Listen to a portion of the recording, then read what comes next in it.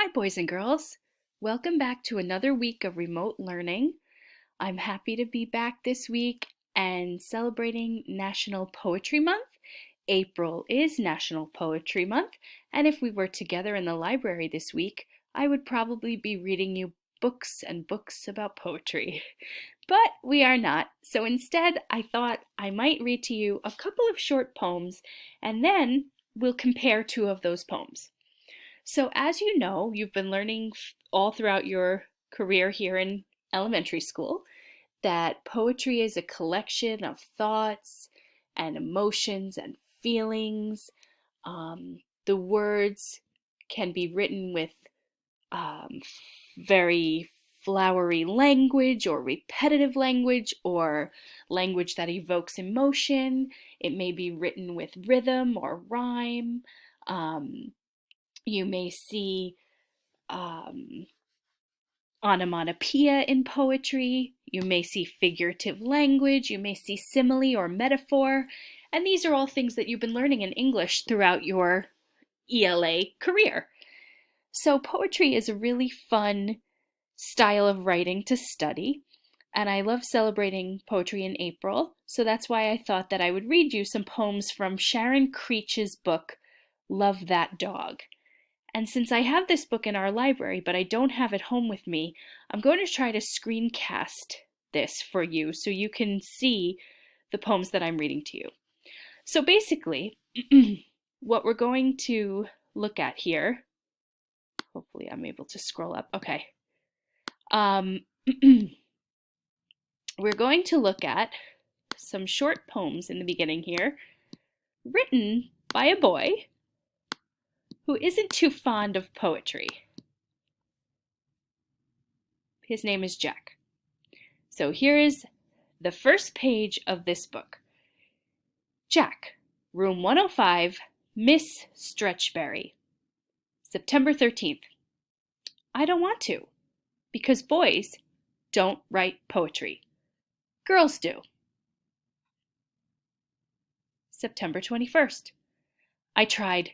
Can't do it. Brain's empty. September 27th. I don't understand the poem about the red wheelbarrow and the white chickens and why so much depends upon them. If that is a poem about the red wheelbarrow and the white chickens, then any words can be a poem. You've just got to make short lines. So do you see what's happening to Jack as we read these first 3 pages? Jack started off thinking that poetry was for girls. Then he was angry about poetry. And now suddenly he has just read a poem about a red wheelbarrow. And now he's thinking, why is this important? If someone wrote this poem, then anyone can write a poem. All you have to do is write short lines. So now he's kind of coming into the idea of writing poetry. October 4th. Do you promise not to read it out loud? Do you promise not to put it on the board? Okay, here it is, but I don't like it. So much depends upon a blue car, splattered with mud, speeding down the road. So there it is. There's Jack's first poem. What do you think? Well, let me show you the poem that he was inspired by about the red wheelbarrow. Let me show you that. Okay, on the left side of my screen here, in this slide that I made, here is the red wheelbarrow poem. It was written by a poet named William Carlos Williams, and it's called The Red Wheelbarrow. So much depends upon a red wheelbarrow, glazed with rainwater, beside the white chickens. Now, if you read this poem from its original source, you'd notice that each stanza was shaped like a wheelbarrow. And sometimes you notice that in poetry books, that shape poems exist, and the poems are shaped like whatever object they're describing. So that was the original red wheelbarrow poem that inspired Jack's poem. And so here is Jack's poem called The Blue Car, which we just read in Sharon Creech's book. And it says, So much depends upon a blue car, splattered with mud, speeding down the road.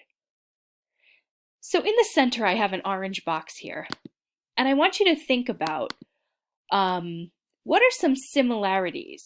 Let's compare these two poems. What do these two poems have in common?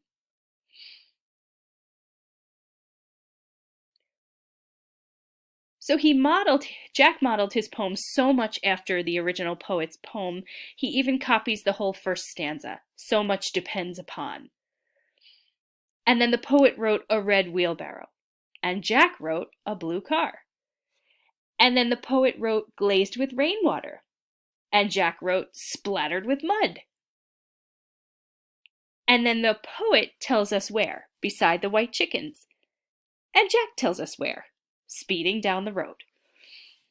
So besides the actual words that are sort of similar and in the same exact pattern, what are some other similarities that these two poems have?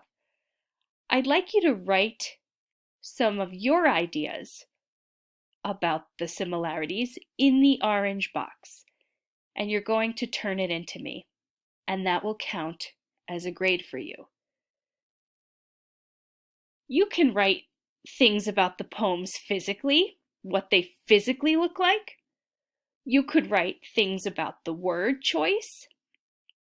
It's up to you. So that's what I want you to do this week. I want you to compare these two poems and tell me what are some things that they have in common. Thank you, everyone. Great job!